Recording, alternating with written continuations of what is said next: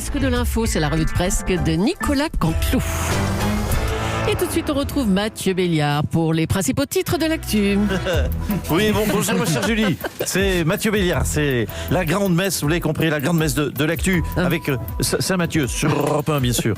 Et ça tombe bien, parce que l'info du jour, chers auditeurs, c'est que ce week-end, des catholiques ont manifesté, on en a parlé, pour demander la réouverture des églises. Bravo, oui, bravo. Alors, bravo, je ne sais pas, bravo les cathos. Après la manif pour tous, ils inventent le Covid pour tous. Ça risque de flinguer toutes nos personnes âgées. On passe donc de un papa à une maman à plus de papy ni de mamie. C'est dur. L'autre info, c'est l'ouverture du procès de Jonathan Daval, accusé du meurtre de sa femme. On se souvient qu'il avait dans un premier temps menti à sa belle famille. Et c'est vrai que là, on peut se poser des questions. Loin de moi l'idée de le défendre, mais mentir à sa belle famille, quand même, c'est la base. C'est la base. Tout le monde le sait, vous savez. Heureusement qu'on va pas en prison dès qu'on dit à sa belle maman qu'elle est de toute beauté ou que son gigot est très bien cuit. Alors que c'est faux. Bon, pardon, attendez, excusez-moi. Ça a été ce week-end. Priorité au direct, parce qu'il y a quelqu'un qui arrive. Non, excusez-moi, monsieur, il y a quelqu'un qui arrive dans le studio. Oui, pardon. Excusez-moi, bonjour. Excusez-moi, je vous dérange, je ne sais pas. J'étais invité à la matinale de Sébastien Krebs et je cherche tout simplement la sortie. Voilà, parce que je n'ai pas mes lunettes. Oui, je n'ai pas mes lunettes. Oh, autodérision. Les handicapés ont de l'humour. En liberté. Surtout vous, pour l'humour, Gilbert Montagnier. Bravo. On va vous indiquer la sortie. Il t'a vous invité à inquiétez pas. 5h40 ce matin. C'est la vie. Il cherche depuis 5h40. Oui, il faut dire que nos Mais locaux c'est bien, sont un petit peu... ça nous permet de redire un mot de la semaine pour l'emploi des personnes handicapées. Voilà. Allez, on va parler. Parlons d'autre chose. On va parler des mémoires de Barack Obama dans les bonnes feuilles publiées par le JDD. On peut lire que Barack Obama qualifie Nicolas Sarkozy de coq-nain qui bombe le torse. Bonjour Nicolas Sarkozy. Ça vous fait sourire. Mais Quelle indignité, mon pijadas. Franchement, me comparer moi à un animal. Non mais, je me compare un coq-nain qui bombe le torse. Non mais imaginez un peu l'inverse. Si dans mes mémoires, moi j'avais comparé Barack Obama à des animaux. Je peux d'ailleurs, ouvrons la parenthèse, je peux même pas vous dire de quels animaux, vu qu'on n'a plus le droit de parler des singes. Oula. Vous imaginez le scandale que ça aurait fait? Ah oui, je vous confirme que c'est scandaleux, effectivement, c'est scandaleux. Ah oui, mais ça, par contre, contre moi, ça, bien sûr, ça, on a le droit de me comparaître à un animal qui est en plus nain. Un nain de surcroît, un animal nain. Non, mais... Franchement, tout ça, c'est de la calomnie calomnieuse pour m'infamer de façon infirmante. J'ai un témoignage d'ailleurs qui le prouve. Ah bon, un témoignage? Oui, attendez, 2 secondes. Ziad, tu peux venir, sors de la loge de maquillage. Ah, c'est Ziad. L'équipe est en place. Ziad. Voilà, on va faire, s'il vous plaît, on va faire un petit peu de silence. Voilà, on tourne la scène 2. Sarkozy est tellement grand qu'il aurait pu jouer aux Lakers. Attention, ça tourne. Action. Moi, Ziad Takieddine, je l'affirme sur l'honneur, Nicolas Sarkozy, il n'est pas un nain. Voilà. Je l'ai mesuré personnellement, il fait 1m82. 82-83. Voilà. C'est tout. Et puis là, au fait, il n'a jamais touché l'argent de Kadhafi. Voilà. Bon alors. C'est bon, ce qu'on a coupé. On la garde, elle est bonne. Heureusement qu'il est là, Takieddine. Ah comme vous dites, oui, merci M. Sarkozy.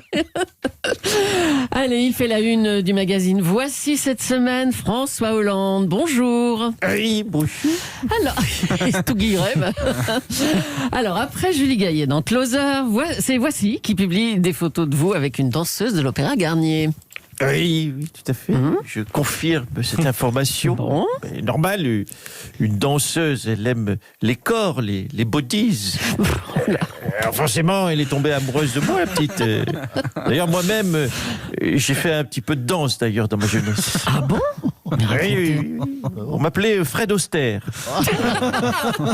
Bien. Oui, parce que j'avais augmenté les cotisations de l'opéra de Tulle, en Corrèze. En opéra, mon truc, j'étais plus sur le gâteau. Ah, le gâteau, l'opéra, oui, d'accord. Oui, du chocolat. Oui, le gâteau au chocolat, très bien. Tiens, il y a Ségolène Royal. Recette à l'antenne. Pardon, ça vient d'arriver au cerveau, excusez-moi. Oui, c'est pour On ça n'est pas qu'il faut chez Monsieur expliquer. Mariotte que je De temps en temps, on doit pourrait en parler expliquer. avec Olivier Pouls.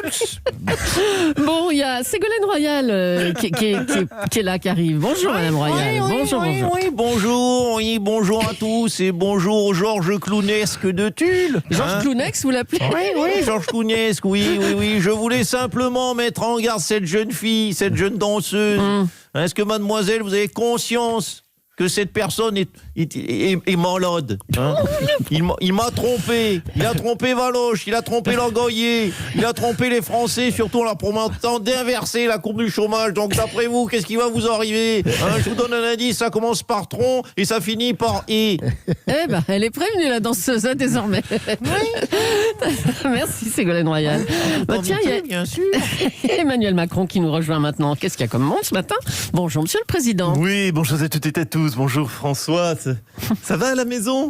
Pas trop dur en ce moment avec Julie? Ça va, un peu comme toi avec la France. Elle me fait la gueule. Tiens, au fait, j'avais une question pour toi, cher François. J'ai lu hier dans Le Point une interview de Julien Drey qui dit pour 2022, François Hollande se dit pourquoi pas moi? C'est toujours comme ça qu'il a fonctionné, hein? C'est vrai? François Hollande, vous en dites quoi, hein? Oui, c'est vrai, j'ai toujours vrai. fonctionné comme cela, avec la France comme avec les meufs. Je me dis pourquoi pas moi? Et des fois, ça passe.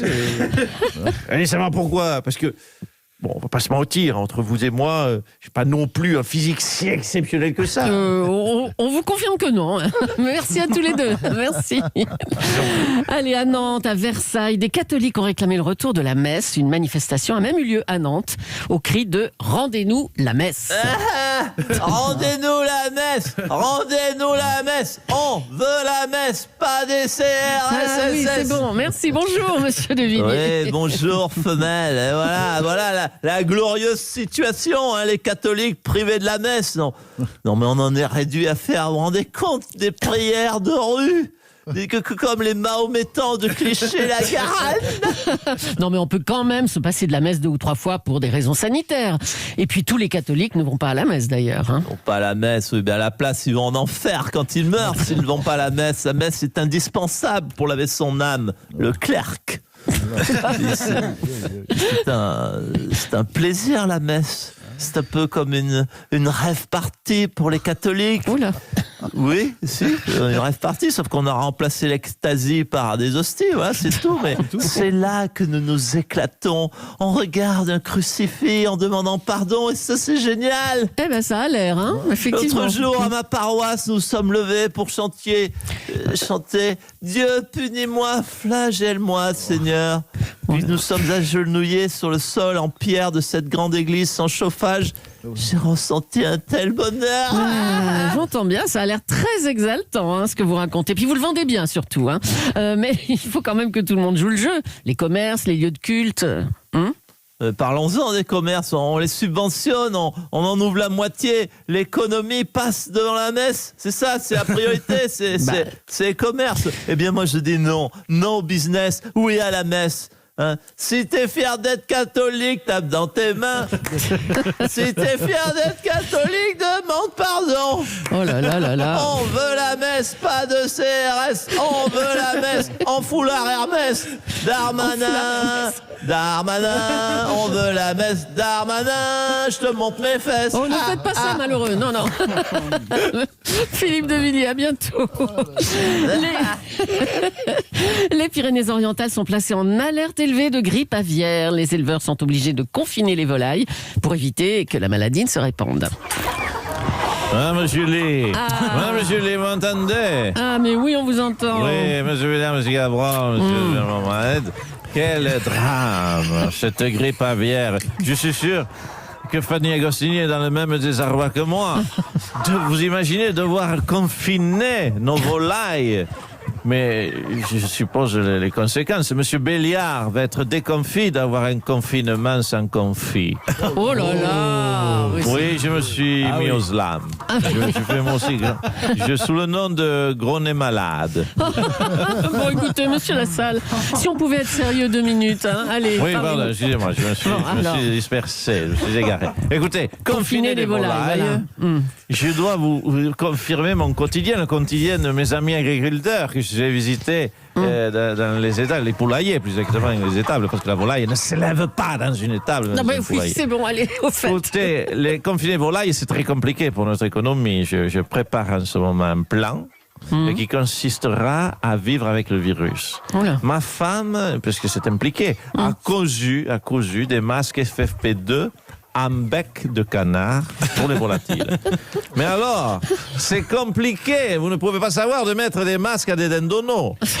Et puis, avez-vous essayé de faire respecter des gestes barrières à des poules? Oh, ça doit pas être simple, hein, on imagine. Ce n'est pas simple. Se laver les ailes. On leur donne les consignes, on leur répète. Je leur répète, lavez-vous les ailes, toussez dans vos plumes. Mais c'est trop difficile. On a dû installer de vraies barrières.